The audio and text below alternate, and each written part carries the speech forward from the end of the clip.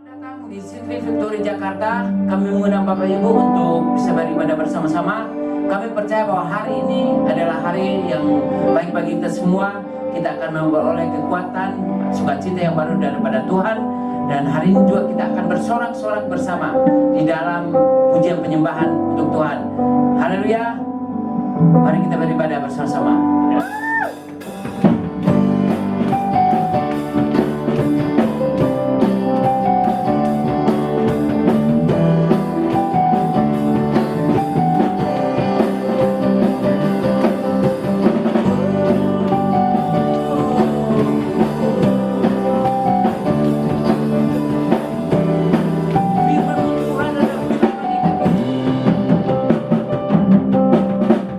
Firman Tuhan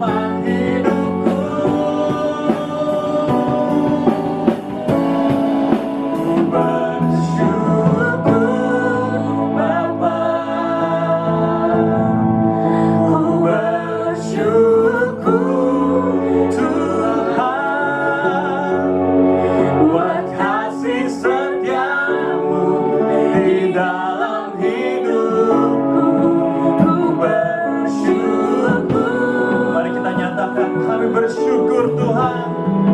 Ku bersyukur Bapa. Ku bersyukur Tuhan buat kasih setiamu di dalam hidup. Kami mau bersyukur dalam setiap kejadian dalam hidup kami Tuhan. Oh, ku bersyukur Tuhan. Bapa. Oh, ku bersyukur Tuhan buat kasih setiamu di dalam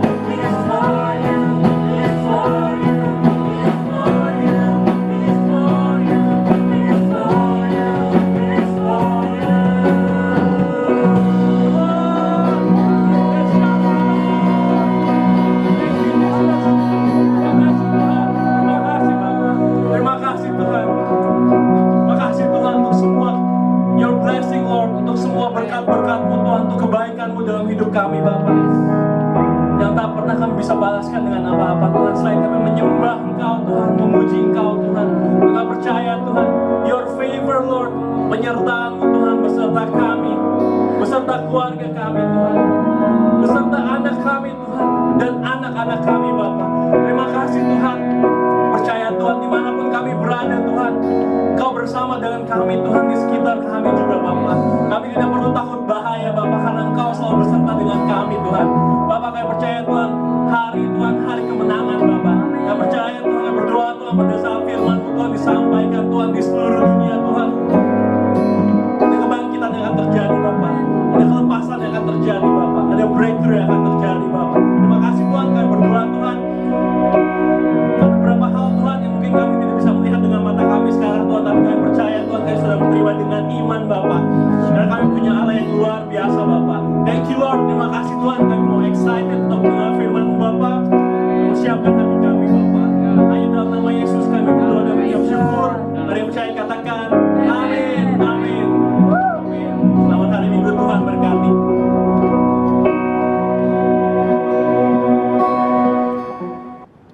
Hai jemaat Tuhan, saya bertemu dengan kami kembali, dan hari ini saya mau memberikan encourage bagi Bapak Ibu untuk kita bisa terus mengalami Tuhan dalam musim apapun juga. Hari ini waktunya untuk kita memberi, dan mari saya mau sharing satu ayat firman Tuhan dari Filipi 4 ayat 19. Firman Tuhan berkata bahwa Allahku akan memenuhi segala keperluanmu menurut kekayaan dan kemuliaannya di dalam Kristus Yesus. Di sini ayat firman Tuhan yang sangat kuat dikatakan Allahku. Artinya bahwa setiap kita harus punya satu keyakinan bahwa Allahku akan memenuhi, bahwa di dalam Dia segala sesuatu Tuhan akan sediakan. Saya percaya bahwa dari firman Tuhan ini mengingatkan kita bahwa dimulai dengan Allah dan diakhiri dengan Yesus Kristus. Artinya dengan kata lain bahwa Allah Bapa adalah sumber segala sesuatu, dan tanpa Yesus Kristus tidak ada apapun yang terjadi. Saya percaya bahwa hari ini waktu saudara mulai memberi, saya percaya bahwa saudara sedang membawa hidup saudara masuk dalam kehidupannya Allah. Bukan hanya saudara sebagai penerima, tapi saudara masuk untuk mempraktekkan kasih Allah. Karena Tuhan mau untuk kita masuk untuk mengalami Dia, mengalami pengalaman perjumpaan dengan Dia dalam hal keuangan. Saya sudah mendengar dari berbagai macam jemaat yang menceritakan bagaimana Allah memenuhi kehidupan mereka, Allah menolong mereka pada waktunya. Selalu Allah kita Allah yang selalu menolong tepat pada waktunya. Saya percaya lewat pengalaman-pengalaman bagaimana Tuhan memenuhi kebutuhan kita. Haruslah ini menjadi semakin kuat dalam kehidupan kita, akan membawa kita semakin hari untuk mengenal Kristus. Saya berdoa bahwa apa yang Tuhan sudah lakukan bagi kehidupan saya, bagaimana Tuhan memenuhi kehidupan saya dan keluarga, dan saya percaya juga Tuhan akan memenuhi setiap keperluan Bapak Ibu yang di rumah. Teruslah berharap pada Tuhan, percaya kepada Tuhan, dan lakukan firman Tuhan. Maka saudara akan melihat bagaimana kekayaan dan kemuliaannya nyata dalam kehidupan kita. Tuhan memberkati. Saya berdoa, Tuhan terima kasih untuk setiap jemaat yang sudah ambil bagian untuk memberi. Kami berdoa memberkati setiap pekerjaan tangan mereka, setiap pemberian mereka Engkau berkati di dalam nama Tuhan Yesus. Dan kami membuka hati untuk kami terus memberi dengan sukacita dalam nama Yesus. Haleluya. Amin. Tuhan berkati.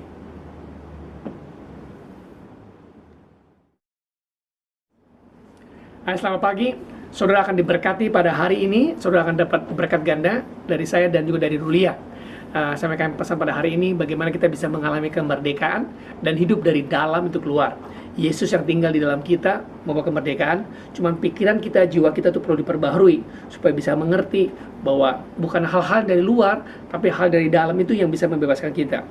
Nah, saya diingatkan dari Yakobus 1 ayat 25 dikatakan, tetapi barang siapa yang meneliti hukum yang sempurna, yaitu hukum yang memerdekakan orang.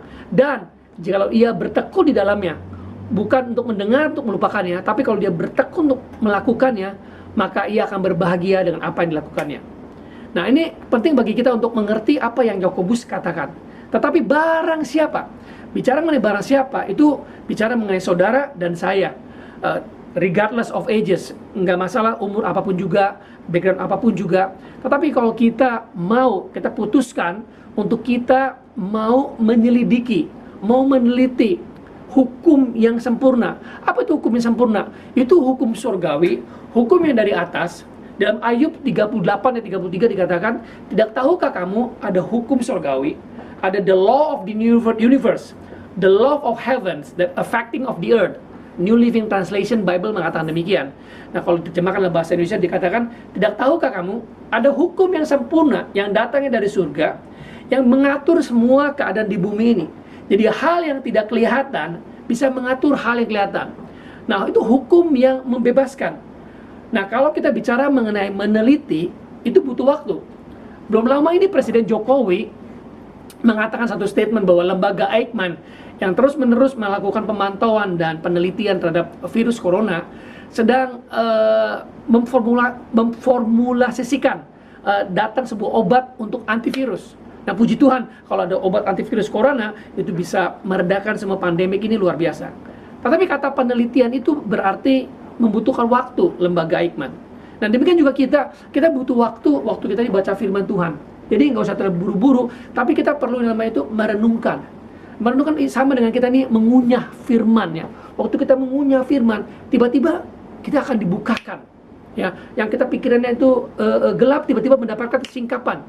Nah, itu suatu terang. Nah, Allah itu terang adanya. Waktu Dia memberikan penerangan bagi kita, itu suatu pewahyuan. Nah, iman kita itu akan naik suatu kita dapat pewahyuan seperti ini.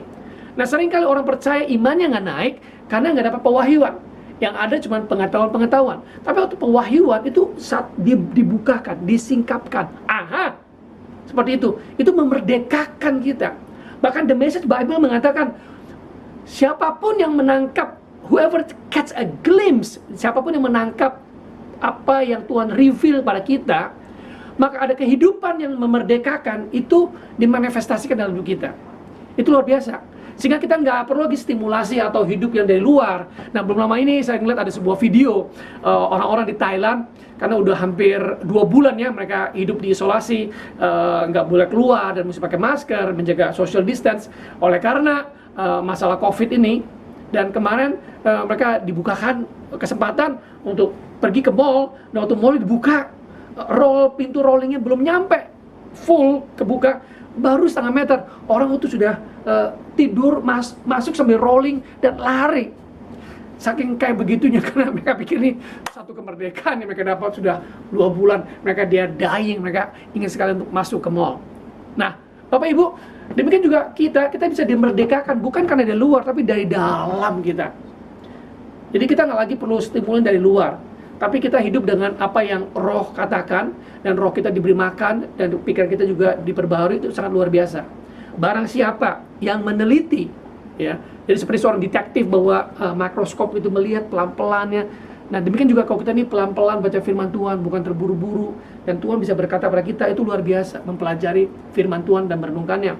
Dan kata yang berikutnya dikatakan, dan barang siapa yang bertekun di dalamnya, mendengar bukan untuk lupakan. Nah, saya teringat dengan sebuah kisah tahun 1981 ada maraton mengenai orang lari dari Melbourne ke Sydney. Itu lumayan jauhnya, saudara. Itu larinya selama 5 hari. Itu sekitar 500 miles ya, 500 mil itu hampir 800 kilo. Dan itu diikuti oleh seluruh world class champion atlet maraton. Mereka lari itu hampir 12 jam per harinya.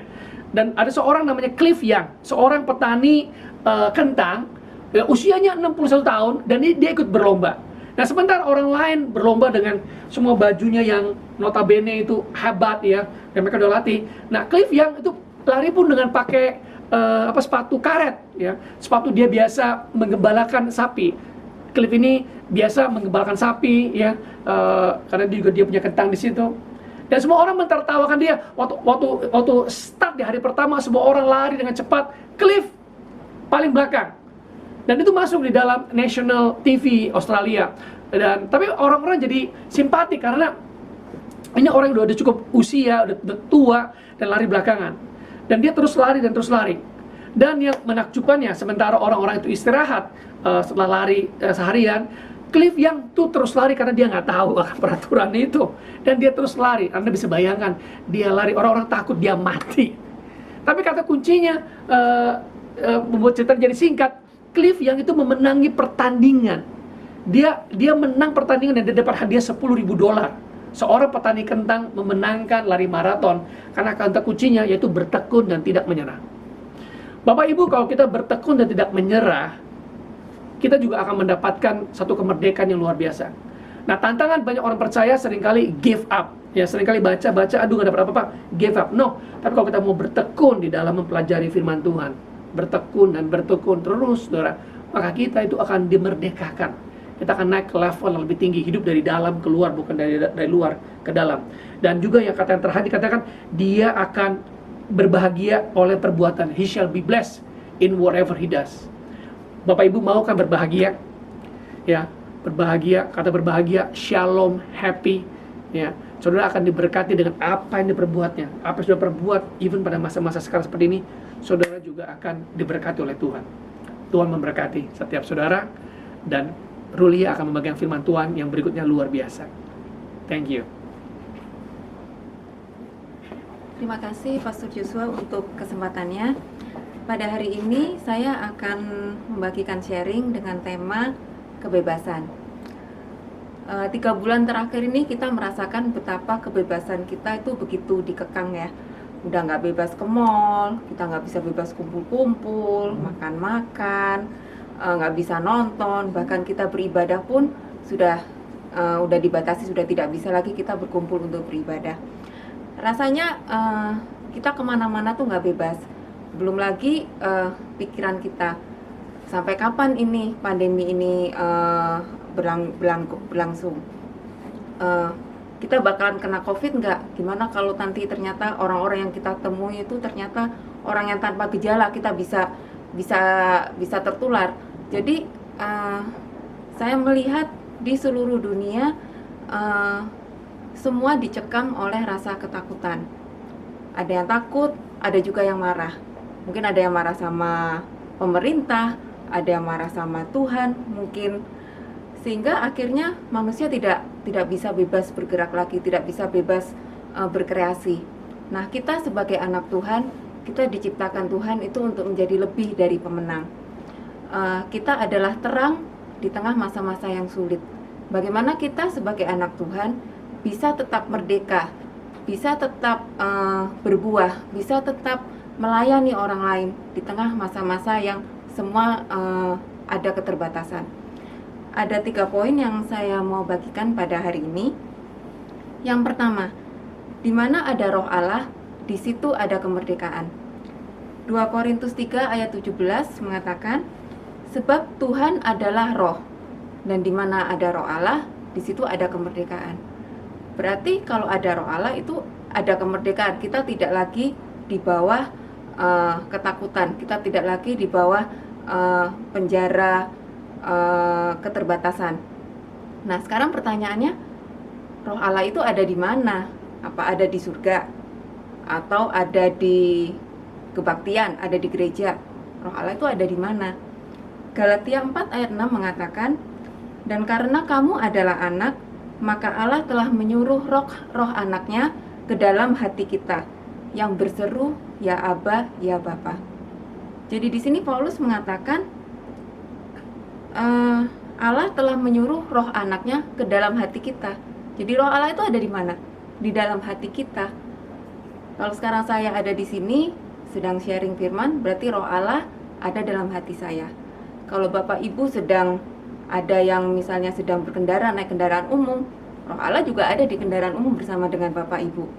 Kalau ada yang lagi misalnya lagi masak gitu ya, nah roh Allah juga ada bersama-sama dengan ibu-ibu yang sedang masak.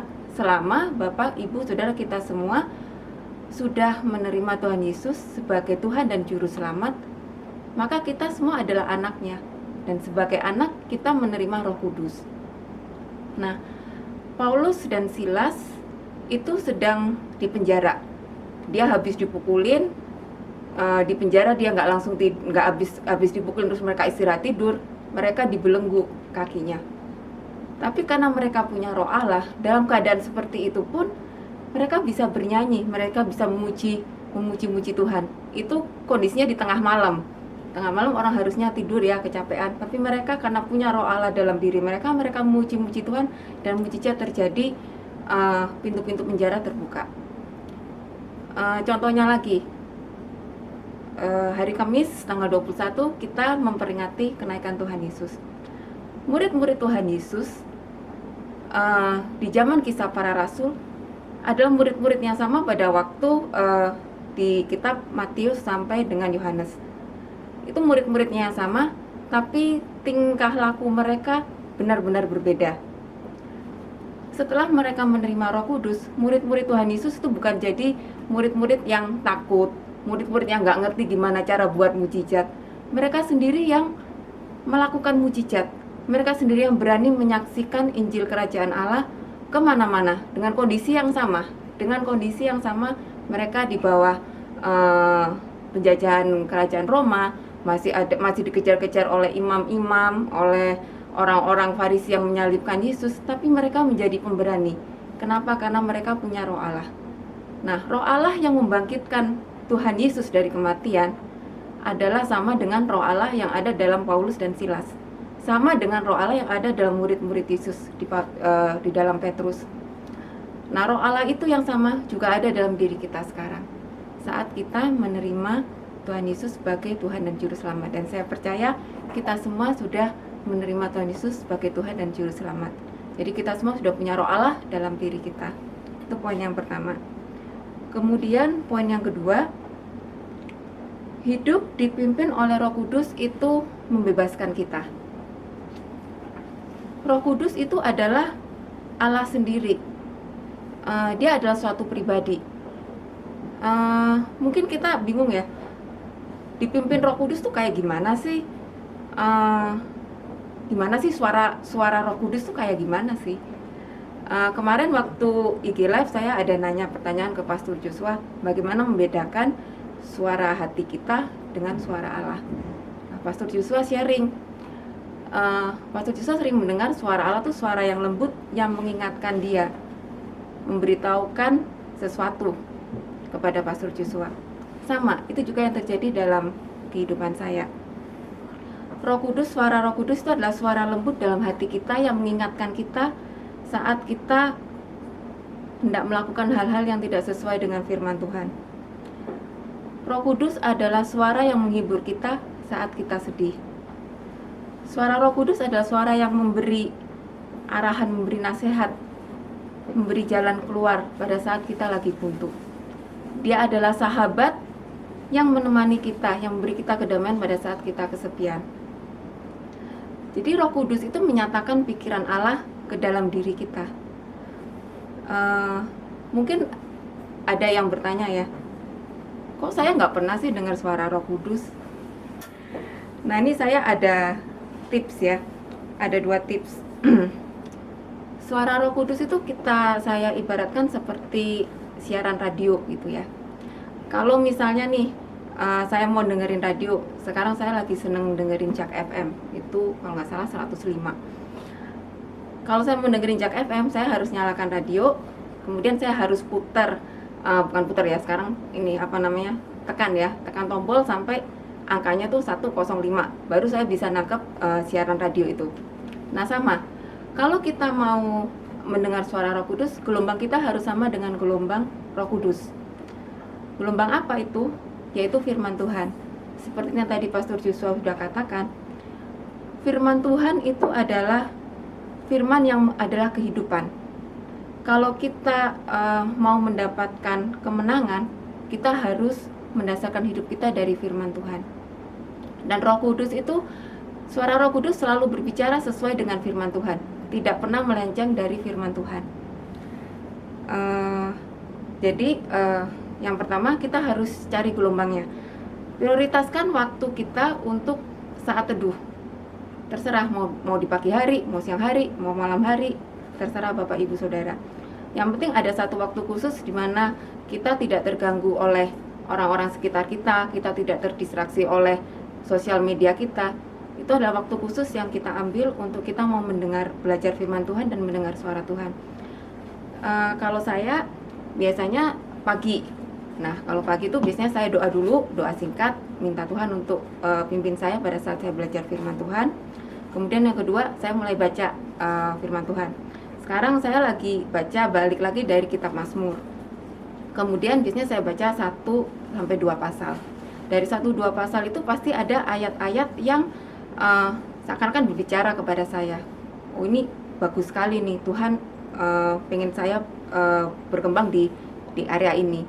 Nah, ayat itu biasanya saya tulis, kemudian saya lingkari, terus apa artinya ayat itu bagi saya tulis. Kemudian yang terakhir, saya berdoa.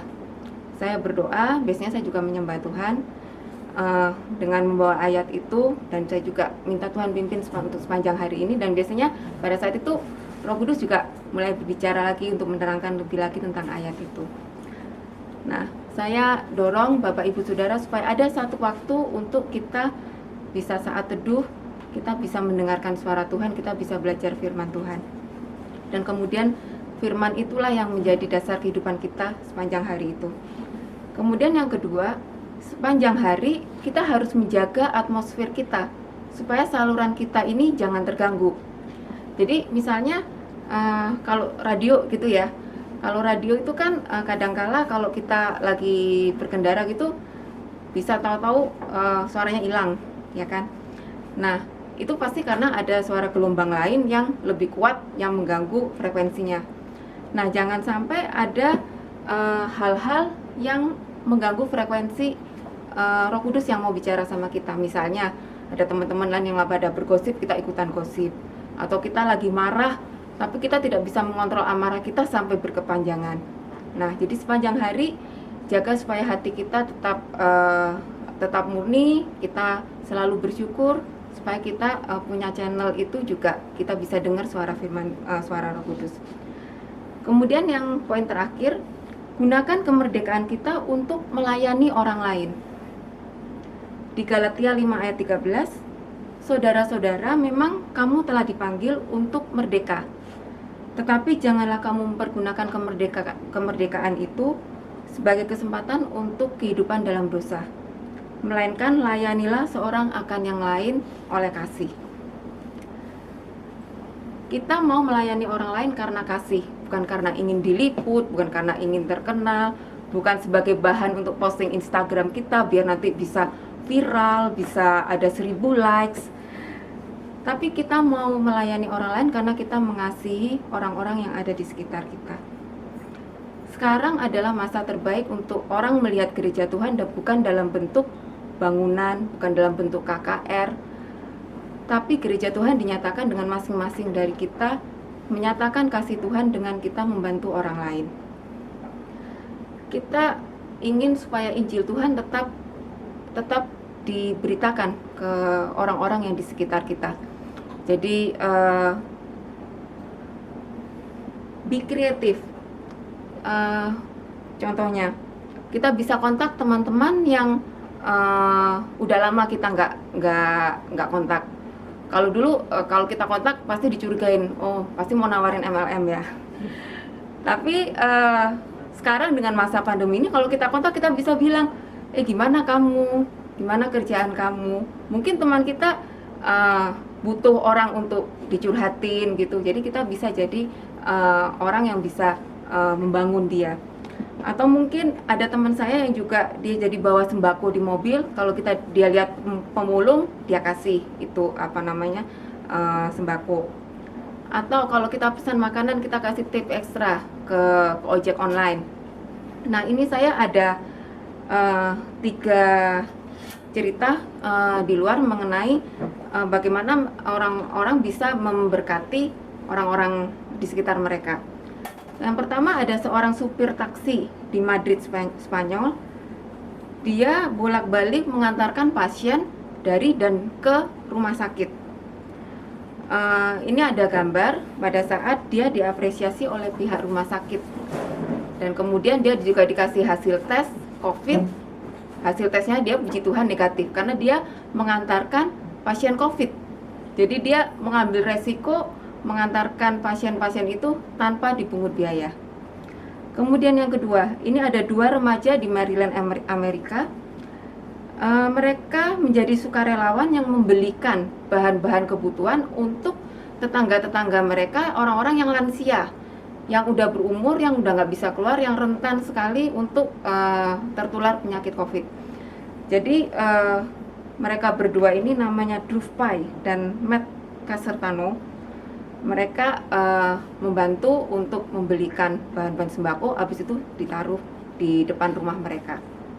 Dan ini akhirnya menyebar, akhirnya banyak remaja-remaja lain yang juga akhirnya ikut mau jadi sukarelawan untuk melayani orang-orang lansia, orang yang membutuhkan di daerah mereka.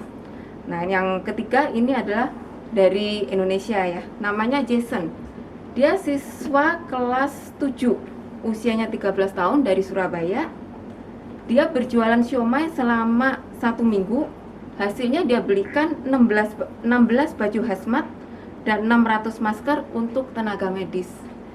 Kalau anak kecil aja bisa, saya percaya setiap dari kita Tuhan akan kasih inspirasi bagaimana kita bisa melayani orang-orang yang ada di sekitar kita. Jadi kesimpulan dari sharing saya hari ini, Roh Allah itu ada dalam diri kita. Dan karena ada Roh Allah dalam diri kita, mari kita membiarkan hidup kita untuk dipimpin oleh Roh, sehingga kita menghasilkan buah-buah Roh. Ada kasih, ada damai, ada sukacita, sehingga kita merdeka. Kita tidak dipengaruhi lagi oleh kondisi-kondisi yang ada di luar kita. Dan kemudian mari kita gunakan kemerdekaan, kebebasan kita bukan untuk hura-hura, bukan untuk seperti yang tadi contoh dari Pastor Joshua, untuk kita berebut ke mall untuk beli baju dan sebagainya. Tapi kita mau melayani orang-orang di sekitar kita karena kita mengasihi mereka. Jemaat-jemaat, mari kita mau meresponi firman Tuhan hari ini. Kita mau katakan, Tuhan kami bersyukur Tuhan. Kami bersyukur Bapa. Karena kebaikan-Mu Tuhan, kesetiaan-Mu dalam hidup kami Bapa. Thank you Jesus.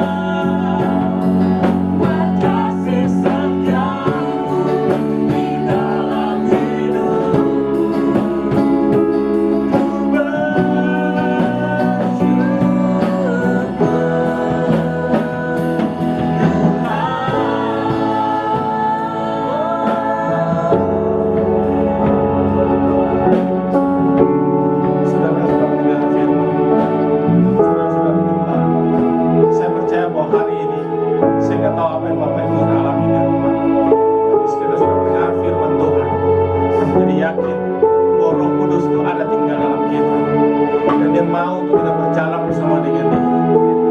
Dan Allah juga mau supaya hidup kita yang diubahkan, supaya kita memakai hidup kita untuk melayani Tuhan dan melayani orang-orang sekeliling kita. Jika hari ini Bapak Ibu yang di rumah, kalau saudara merasa bahwa hari ini saudara hidup sudah jauh dari Tuhan, mungkin selama ini saudara datang beribadah, dan pada akhirnya saudara merasa bahwa saudara sedang jauh dari Tuhan. Saat hari ini saya mau berdoa bagi Bapak Ibu saudara. Kalau itu saudara bisa taruh tangan di dalam dada saudara dan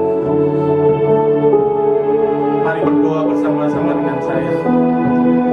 Jika itu saudara, mari kita berdoa. Kalau saudara mau menerima Yesus sebagai Tuhan dan Juru Selamat, mari ikut doa saya bersama-sama. Bapa, dalam nama Yesus, saya datang kepada Engkau. Saya tahu Engkau sudah mati bagi hidupku. Saya tahu bahwa saya adalah orang berdosa.